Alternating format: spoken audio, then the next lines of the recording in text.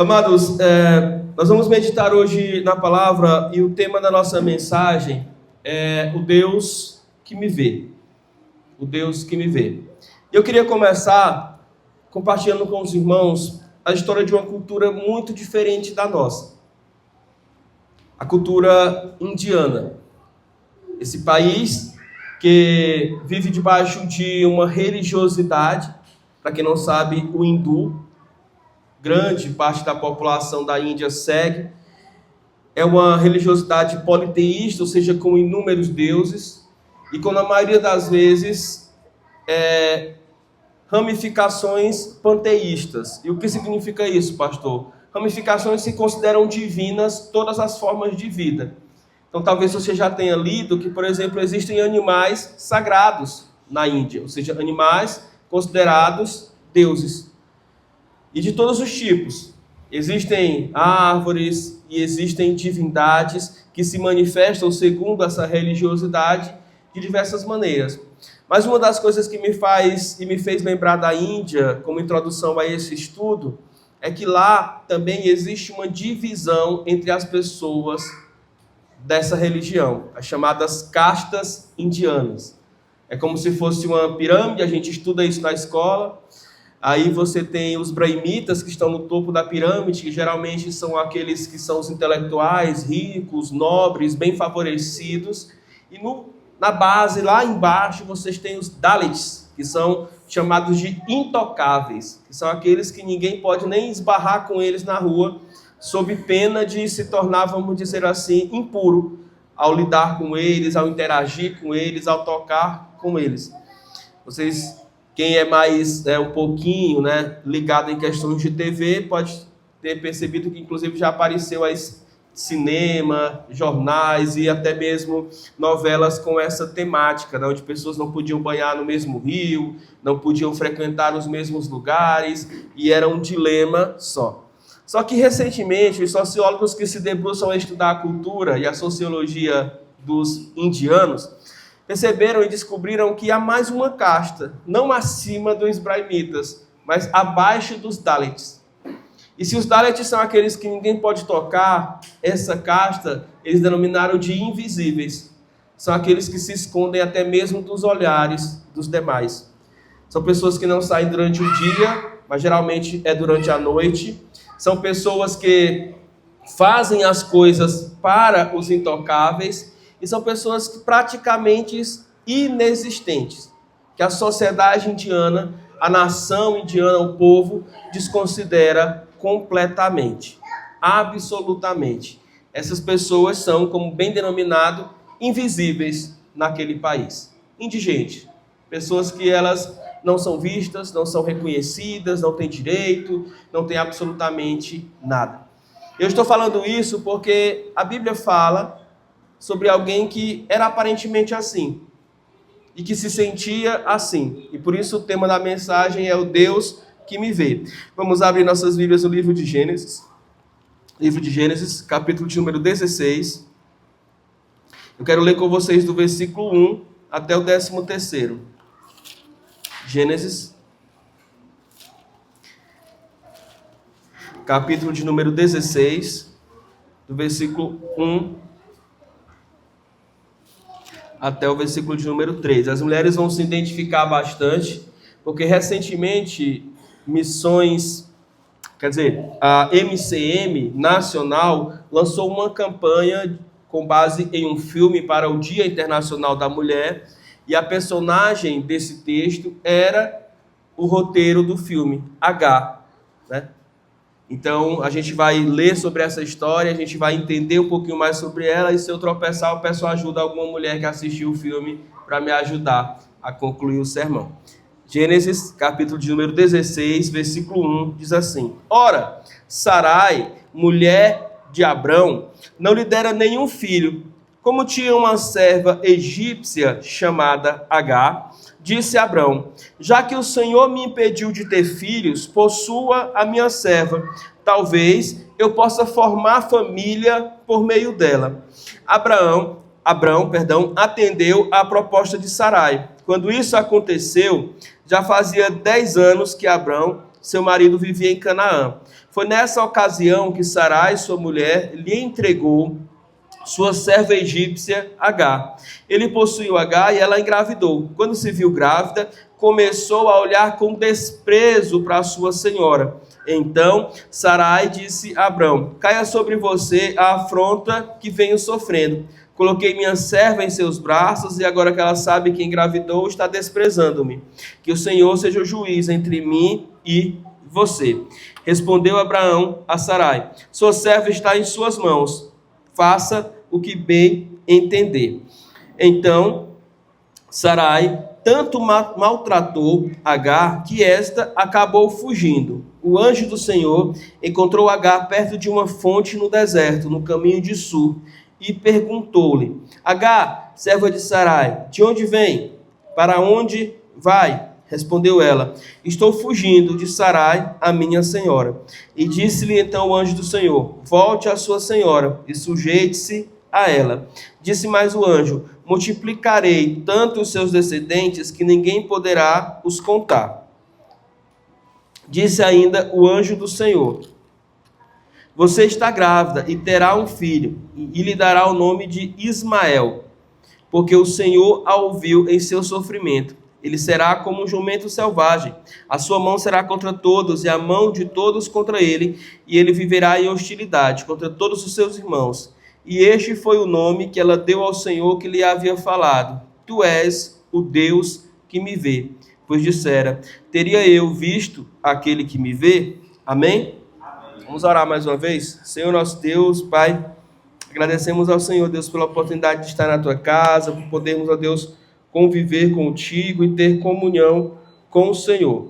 Te louvamos, ó Deus, porque o Senhor é bom, tem nos ajudado, tem nos guiado, ó Deus, tem nos abençoado. E agora, mediante a leitura da Tua palavra, a petição nossa, ó Deus, é corriqueira, mas ao mesmo tempo se renova do ponto de vista de reconhecermos a necessidade que temos de sermos iluminados pelo Senhor, para que compreendamos a Tua palavra. Ajuda-nos a compreendê-la, ajuda-nos, ó Deus, a aplicá-la, ajuda-nos, ó Deus, a vivê-la conforme a Tua vontade, pois oramos no nome de Jesus.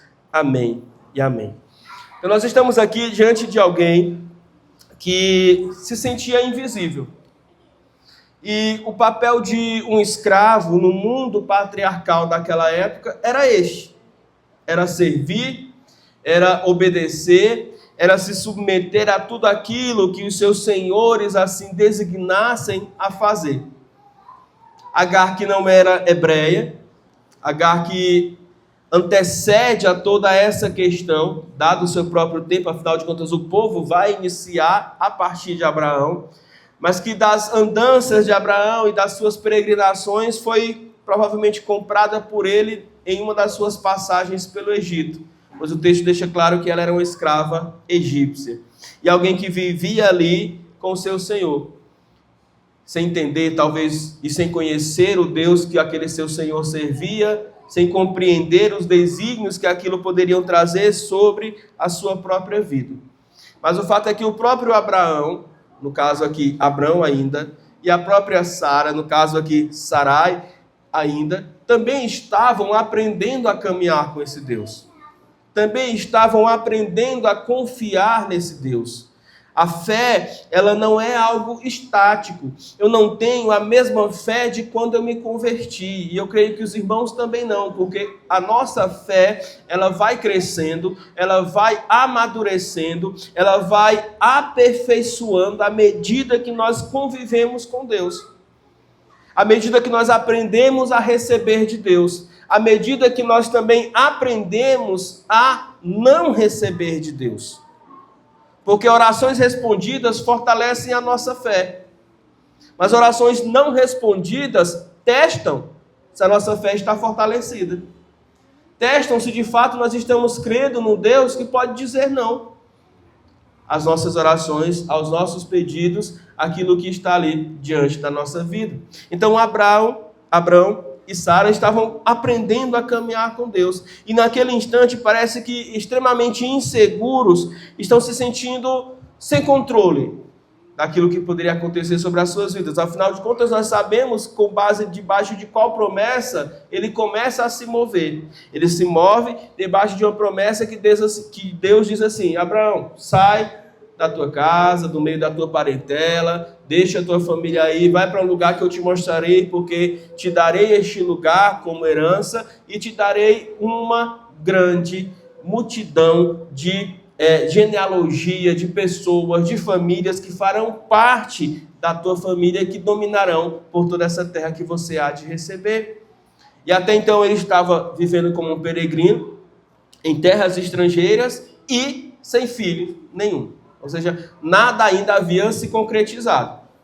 Nada ainda havia confirmado. E é exatamente aqui, em meio a essa intranquilidade, em meio a essa falta de controle, em meio a essa dificuldade, que parece que a boa ideia deles foi tentar ajudar o Senhor, dar uma forcinha para Deus fazer com que aquela promessa se tornasse real. E aqui a gente já extrai uma primeira lição, irmãos. Deus não precisa de nós. Nós é que precisamos de Deus. Amém? Nós é que precisamos de Deus. Deus não é mais Deus porque você veio aqui nessa casa hoje. Não há nada que possa fazê-lo maior. Não há nada que possa fazê-lo melhor. Não há nada que possa fazê-lo mais forte. Não há nada que possa fazê-lo mais poderoso. Não há nada que possa fazê-lo mais eterno, mais rico. O nosso Deus é completo, absoluto, total, perfeito. Nós o adoramos exatamente porque Ele é tudo isso que Ele é. Não há outro Deus diante dele. Não há outra pessoa, divindade que possa se levantar e ser como o nosso Deus é. É por isso que estamos aqui, é por isso que celebramos, é por isso que louvamos, é por isso que agradecemos, é por isso que pedimos, é por isso que confiamos as nossas vidas neste Deus. Mas eu queria extrair ainda algumas outras lições desse texto, e a primeira delas, após essa, primeiro, nós temos um Deus que vê as nossas frustrações. Sabe, quando a gente olha para esse texto recém-lido, a partir da perspectiva de Agar, que foi exatamente a temática do filme, que é exatamente a temática que é registrada aqui, é que a gente observa o quanto o ser humano ele pode ser duro com outro ser humano. O quanto ele pode trazer todo tipo de humilhação a uma pessoa. Porque um escravo, por si só, já era considerado como um objeto, como uma força de trabalho, como alguém que não tinha privilégio, nem sequer direito, nem poder de escolha. Em um momento de dúvida, de incredulidade, tanto o Senhor como a sua senhora bolam um plano maligno, dizendo assim: olha, nós não vamos ter condições de ter esse filho. Então o que nós vamos fazer? Vamos contratar uma barriga de aluguel. E aquilo não é uma ideia que nasce no coração de Sara, mas era um costume comum das sociedades daquela época para mulheres inférteis, que tinham escravas. Elas pegavam as suas escravas, entregavam aos seus maridos, elas engravidavam e depois disso elas tomavam o filho dela e as tratavam como se fossem seus filhos. O plano era esse, deles. O plano humano era esse, mas esse não era o plano divino. Agar foi usada, Agar foi ultrajada e depois disso ela foi rejeitada. Rejeitada. Porque uma vez que se consumou o plano e ela engravidou, Sara já não suportava mais ver dia após dia o pecado diante dos seus olhos. Sabe, quando a gente peca, antes existem algumas sensações que a gente pode descrever. Pastor, como é que o senhor sabe? É porque eu sou pecador. A gente tem euforia para poder praticar o pecado. E aí a gente acaba praticando o pecado de forma eufórica, sem pensar nas consequências do mesmo. Mas depois que a gente peca e que o apóstolo Tiago vai dizer que aquilo gerou a pequena morte na nossa vida, no nosso eu, nós queremos o quanto mais rápido possível nos afastar daquilo. fugir do pecado, fugir daquela atitude, daquele pensamento, daquela ação, daquela palavra, daquela dor no coração que foi ferir o coração do nosso Deus, que foi faltar com dignidade a alguém, com respeito a alguém, enfim, seja qual foi o pecado. Agora imagina você, a situação de Sara agora, tendo que olhar todos os dias para a barriga de Agar crescendo e sabendo que ela foi a responsável por fazer com que aquilo acontecesse a partir do momento que entregou para o seu próprio esposo. Sabe, irmãos, todas as vezes que nós tentamos ajudar Deus a ser Deus, nós geramos feridas em nós mesmos e nos outros ao nosso redor. Prestem atenção, todas as vezes que nós tentamos tomar o lugar de Deus e ajudar Deus a ser Deus, nós geramos feridas em nós e nos outros. Em nós e nos outros. Deus, Ele está atento a tudo isso, e Ele não é indiferente a absolutamente nada, nem sequer a essas injustiças que Agar sofreu. Talvez você hoje possa estar vivendo consequências de escolhas erradas, suas ou de terceiros. Não importa. Deus está aqui e Deus está te vendo e vendo o seu coração. Amém? Segunda lição. Deus nos encontra em meio ao desespero. Sabe, o terror de Sara foi tão grande, Sarai para com Agar, que ela se viu no papel de fugir e não suportar mais aquele sofrimento. Afinal de contas, que culpa ela tinha, em certo sentido, por ser aquela que tinha dito sim aos seus senhores, tanto ao seu senhor quanto à sua senhora. Mas aquilo a atorrou o coração e ela então foge sem direção para o deserto, sem esperança. E é ali que ela é encontrada por Deus, porque nós servimos um Deus que vai ao encontro daqueles que estão se sentindo perdidos. Nós servimos um Deus que se importa com aqueles que acham que não estão sendo vistos. Nós servimos um Deus que vai atrás daqueles que acham que já não há mais esperança, que o deserto, o lugar de solidão, o lugar de dificuldade, o lugar de viver isolado, é o único lugar, é a única saída, é a única alternativa para si. Não é. Deus está ali e Deus quer te tirar desse lugar. Deus tem comunhão, Deus tem salvação, Deus tem redenção, Deus tem transformação, Deus tem mudança para a sua vida, para o seu coração, seja qual o motivo que te levou ao deserto. Precisamos entender que Deus não sequer nem espera que nós o encontremos. Ele é quem vem ao nosso encontro. É Ele quem manda um anjo socorrer aquela mulher grávida em meio ao deserto. Depois direcioná-la, depois dizer o que haveria de acontecer, depois de lhe dar direcionamento. E o direcionamento de Deus é bem interessante, ele diz, olha, volte. Não há futuro para você aqui, volte. Obedeça ao seu Senhor, obedeça à sua senhora, volte a conviver lá no lugar de onde você saiu. É interessante que Deus ele nos dá uma visão nova, uma visão de futuro. Deus ele promete para aquela mulher que ela teria um filho que seria homem, e que seria um homem forte, que viveria uma vida de guerras e batalhas, mas que prevaleceria em algumas delas. Homem que seria sustentado, que seria capaz de sustentá-lo, ou seja, de lhe dar dignidade.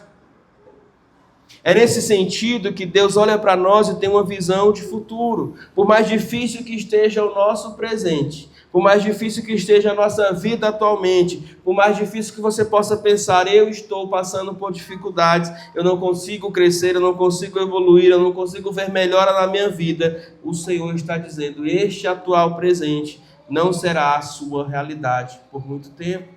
Porque eu tenho futuro para você, eu tenho vida para você, eu tenho esperança para você.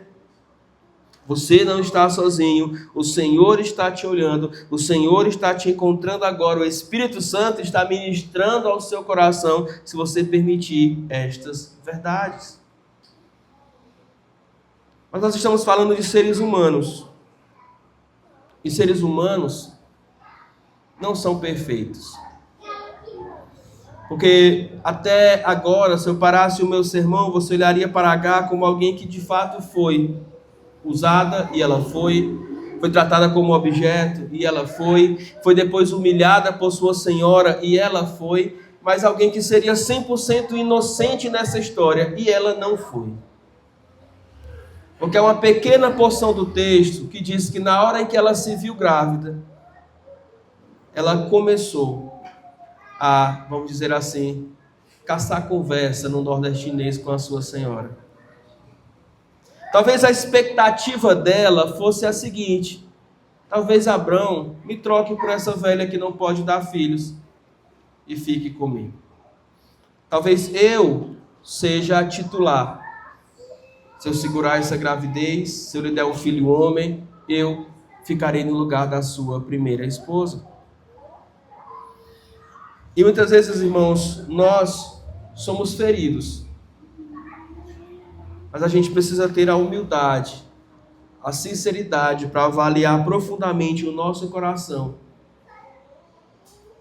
e responder se de fato também não somos aqueles que ferem, não somos aqueles que machucam. E a grande boa notícia, e o Evangelho é isso, uma boa notícia, é que Deus tem restauração, tanto para o ferido quanto para o que fere. Deus tem transformação, tanto para aquele que é inocente, quanto para aquele que é culpado. Deus tem vida eterna para todos nós, seja senhor, seja escravo. Seja fugindo, errante pelo deserto, seja dentro de uma tenda achando que fez a coisa certa.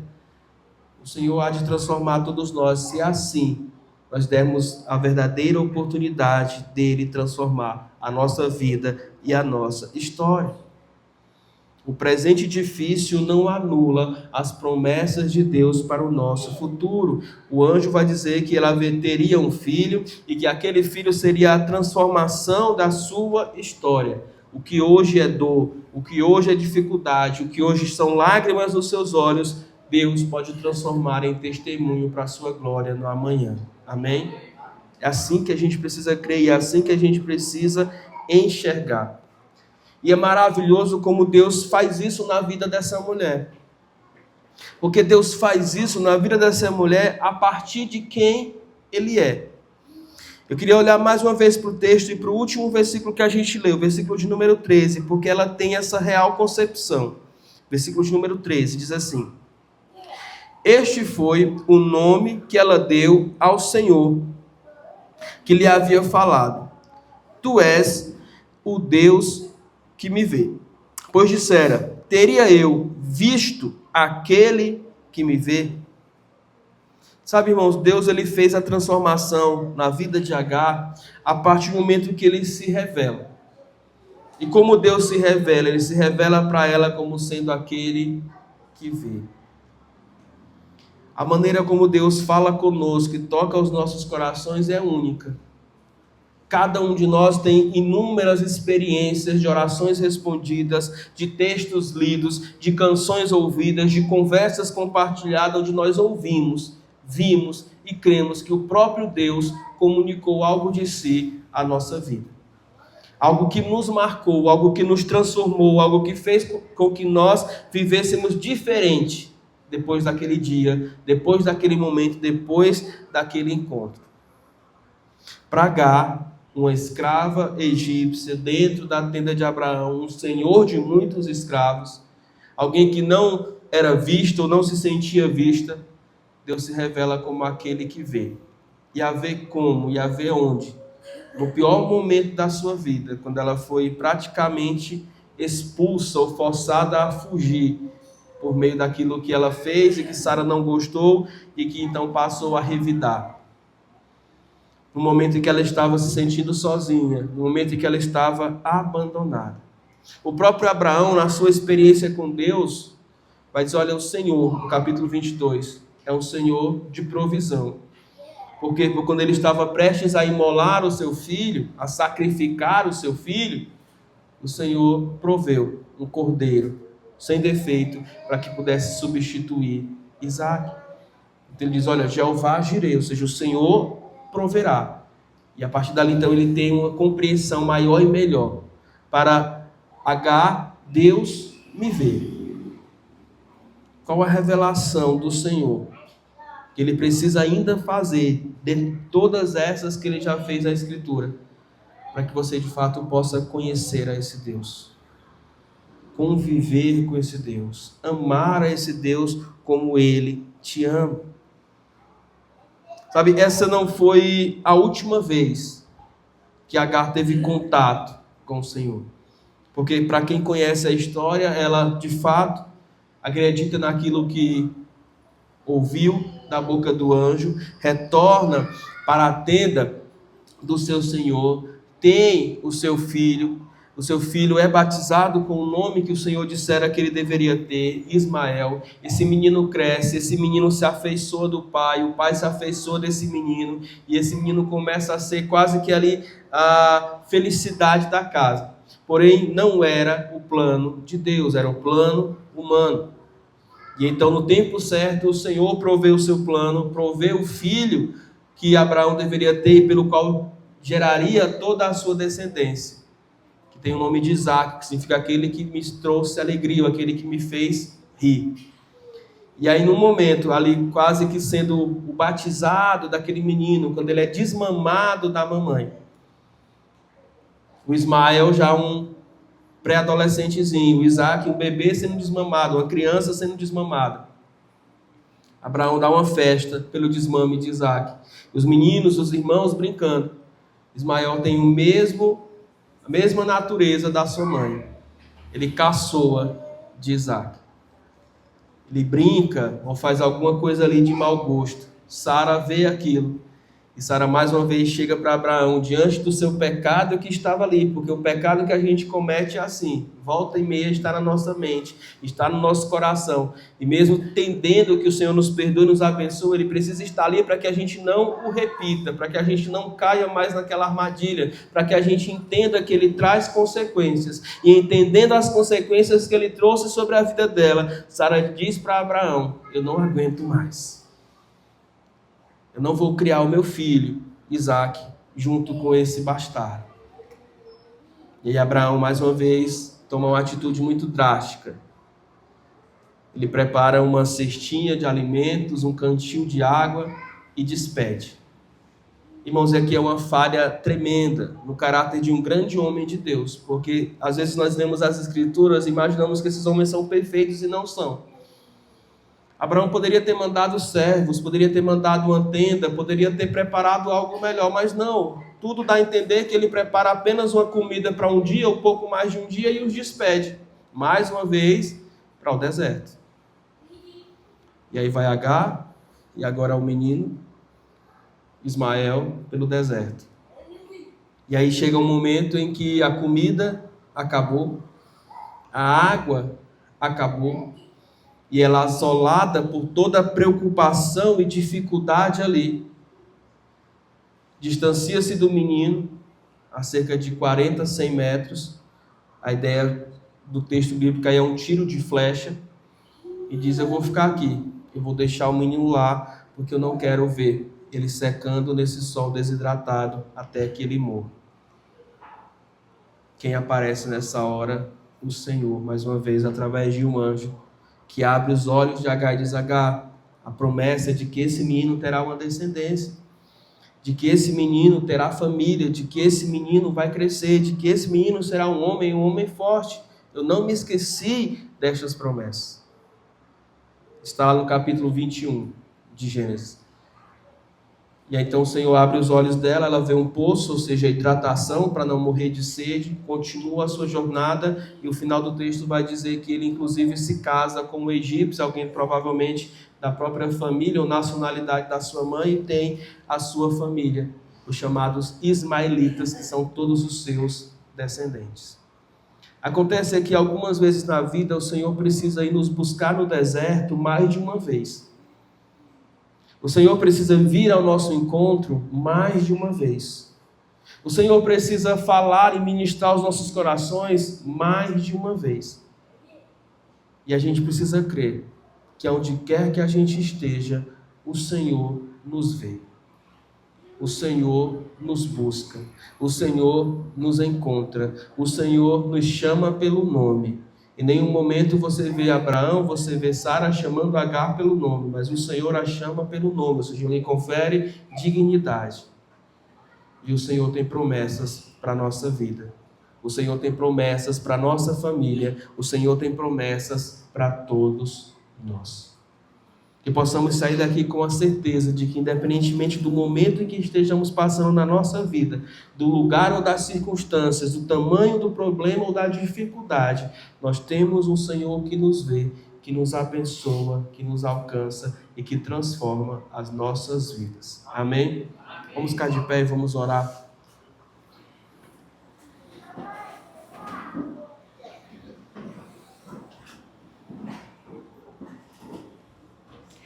Oremos. Senhor nosso Deus, Pai, agradecemos ao Senhor imensamente, ó Deus, por ser esse Deus que não desiste de nós. Por ser esse Deus que nos encontra, ó Deus, seja em casa, seja fora de casa, seja debaixo das tendas, seja em meio ao deserto, seja se sentindo sozinho ou em meio às multidões. O Senhor nos vê, o Senhor nos enxerga, o Senhor nos encontra, o Senhor nos abençoe. Muito obrigado, Deus, porque não temos outro Deus além de Ti. Não temos ninguém a recorrer a não ser o Senhor. Não há Deus forte como Tu. Por mais, ó Deus, que as pessoas queiram nos fazer parecer, ó Deus, insignificantes, invisíveis, que as pessoas queiram nos fazer parecer, ó Deus, pessoas sem propósito algum. Pela Tua palavra nós vemos que o Senhor se importa conosco, ao ponto de nos amar e enviar o Seu Filho para nos salvar.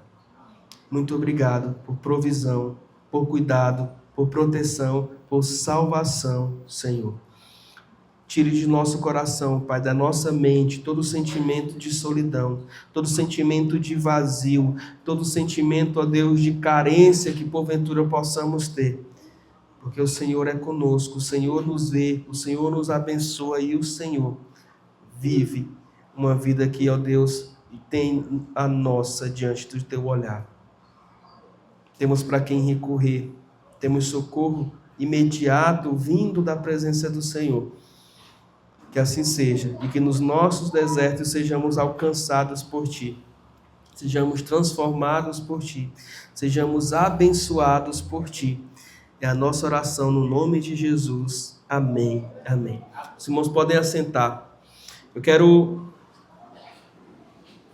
pedir para você que ouviu essa mensagem atentamente, que é sobre uma pessoa de uma geração e de um tempo muito antigo, mas que também é sobre mim e sobre você. Se você tem no seu coração a sensação de que às vezes não é reconhecido, não é visto, não é benquisto, não é aceito, seja pela sua família, pelo seu trabalho ou por qualquer outro lugar, esse sentimento que te faz se sentir invisível.